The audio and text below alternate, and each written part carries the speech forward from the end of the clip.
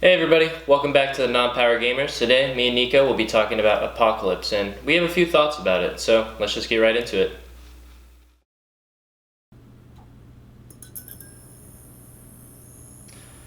Alright, so Warhammer 40,000 Apocalypse. Now, in the past, Apocalypse used to be essentially just large 40k games. It was just 40k games at really big point values. And with this new edition, it pretty much is its own new game. Much like Kill Team. It's a redesigned game system. Yeah, definitely. And me and Dill got the chance to play it. We played a big game. It was Orks versus Imperium, and it was a lot of fun. Yeah. Ton of fun. We had a lot of fun with it. So we're just going to kind of share our thoughts and kind of like review what we think of the new Apocalypse game, I guess.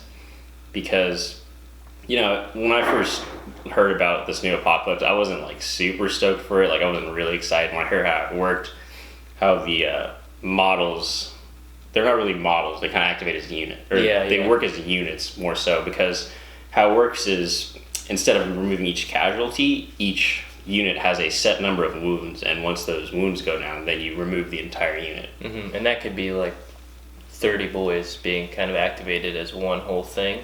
Right. And once they lose their number of wounds, in their case 6, the entire 30 boys are removed. But for instance, if they had just taken 2 wounds, there's still going to be 30 boys there. They just have 2 wound markers, so it is a little different. It gets quite interesting actually, because when you're playing the game, there's a lot on the table, and then when the casualties roll around, you're taking tons of stuff off when the turn essentially ends, because it is a battle round, but it is an activation system too. Yeah, so it's an I go, you go, something comparable to like bolt action or a game like that, because 40k is more about, one person does all their stuff, and then you do all their stuff for the other opponent. But in this one, you're switching back and forth. There's a lot more interactivity for this type of game, and it's really interesting to see Games Workshop do that, because they kind of introduced it in Kill Team, and now they're doing it in Apocalypse, and if you add in 40k, those are the 3 ways to play that they've been advertising. So it's interesting that 2 out of the 3 now is an I go, you go, I go again. So it's interesting. Yeah, I'd definitely say it's a lot less about the kind of like wombo combos in 40k, because when people start stacking like the buffs and the stratagems from their codexes, you could really see how it gets out of hand pretty quickly if you have like a semi-optimized list. But with Apocalypse, how the kind of stratagems work are with the cards, command cards, assets. Command assets, right? So you can't really you do kind of do deck building, because you pick which cards you want in your hand, but it is random per turn, so you can't really rely on it like you can stratagems, I guess, where you plan around your like CP and all that. And I quite like it. I quite like it because some of those stratagem or the command assets were really, really good. Yeah, it's definitely interesting how you can kind of combo some of the stuff.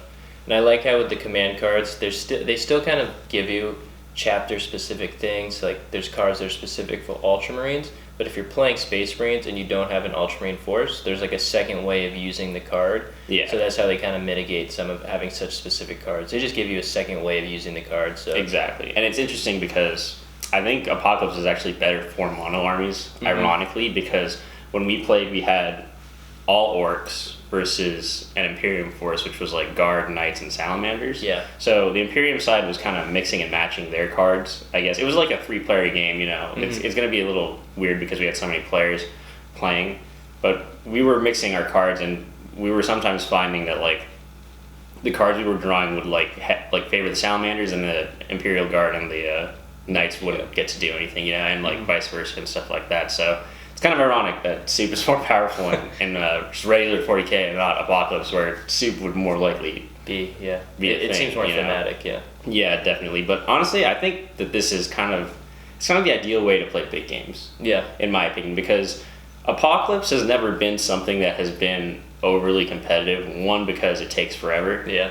Multiple days sometimes, depending on how big the game is. Yeah, right. And 2, because just because of how much firepower is on one side and how the casualties work, it's like whoever gets first turn could really just kind of neuter their opponent. Yeah, because every time, if you play an Apocalypse game in the old style, it's basically just the first team to go just nukes everything that could do damage to the other Right, team. exactly. So like your Bane Blades are gone. All your super powerful stuff is probably gone if you go second. Right. So yeah, it kind of is a feel badsy. So that's what they tried to. I think that was one of the big selling points of this new Apocalypse was when you take damage and casualties at the end of each battle round, at least both sides get to shoot with all their fun stuff. Exactly. Or use all their fun stuff. Exactly, which I quite like. And honestly, right now, nothing really feels like super overpowered. Mm-hmm. Because the way like the knights act, like I know knights are a big thing in regular 40k. You know, they might not be that good if you like play at a really high competitive level, but like they still will definitely stomp on some stuff, and it does feel kind of bad just getting your whole army just like squished by these giant knights. But in Apocalypse, I feel like they act like right at home. Yeah. You know, like they're nice big set pieces. They get to do a lot, but they won't wipe a whole army in one turn. Yeah. Which I guess is going to bring me to my next point. The blast marker system, with how wounds go, is quite interesting. Yeah. Because so basically, with like you get every time you take a wound, because you don't do your saves until the end of the battle round. So every time you take a wound, you take a small blast.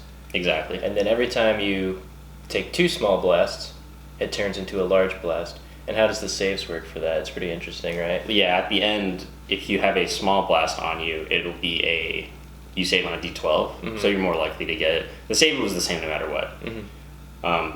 So you save on a d12, but if you take a large blast, you save on a d6, which is why some blast markers are unsavable, like your Orc was.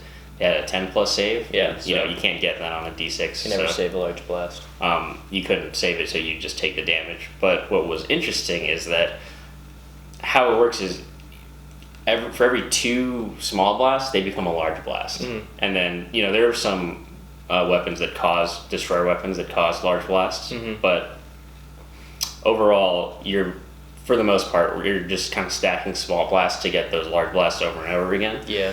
Which is interesting because it actually makes the blobs, like the mobs with a lot of wounds, something that you can't really ignore. Because, yeah, they're pretty powerful. Because a mob of 30 boys had 6 wounds, yeah. Which means that we had to, if you wanted to guarantee the kill, we had to get at least essentially 12 wounds through. Yeah. Unless they were with destroyer weapons, because of the small blast markers, and there's not that much more dice to be rolled. No, honestly, like even like with Orcs where you have a ton of shooting, like the huge big those big shooters on the Gorkonite, you do get a lot of dice, but other than like that, you still don't get I think most of the time you're rolling between like 1 and 4 dice for most of your weapons. Like at most. Yeah, and then you'd have to hit, usually pretty normal ballistic skill, but the wounds you roll on a d12.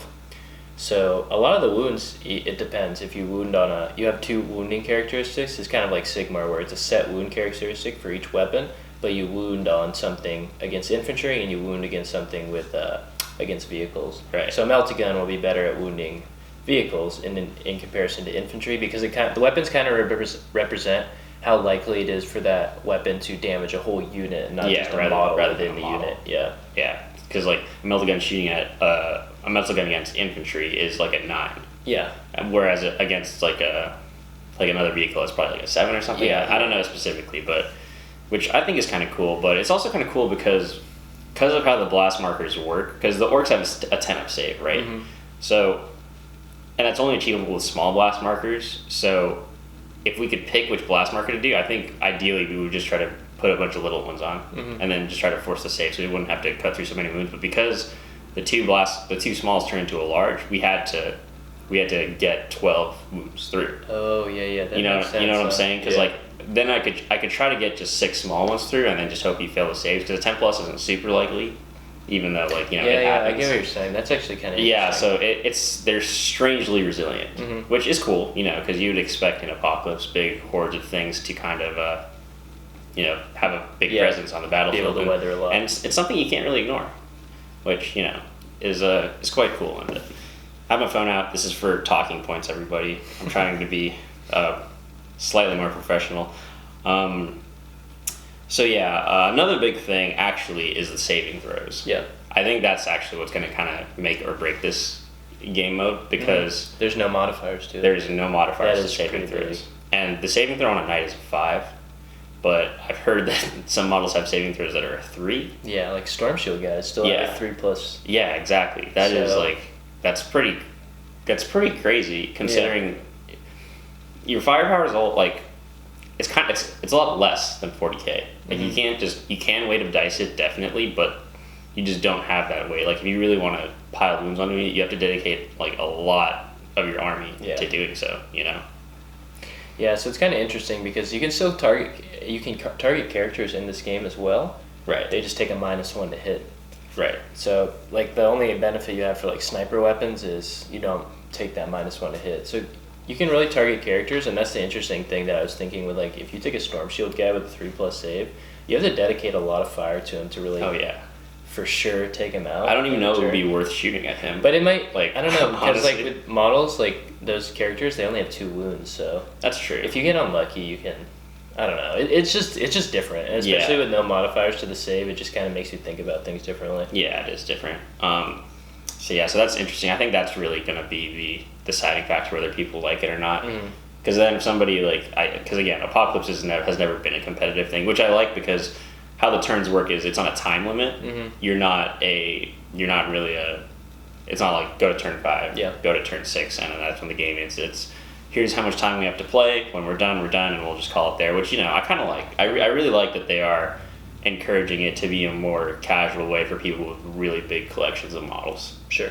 Rather than 40k, where they are kind of pushing 40k to be their like kind of competitive game mode. I guess at least that's what sees the most competitive play as of right now with like different circuits and stuff like that. And I think this Apocalypse definitely makes it better so that people can use their entire collections and not feel like such a huge obligation to spend so much time playing it. Exactly. So it makes it so you can pull out your whole collection and use your really big stuff more commonly. The biggest obligation will be transporting all your models there, exactly. Honestly.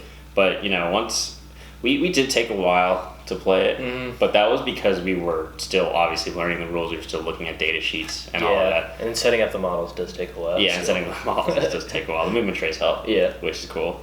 So yeah, I got another note here. It's just that it's definitely more random and more reliant on dice rolls, which some people won't like because they're like, oh, I just failed to save, it lost me the game.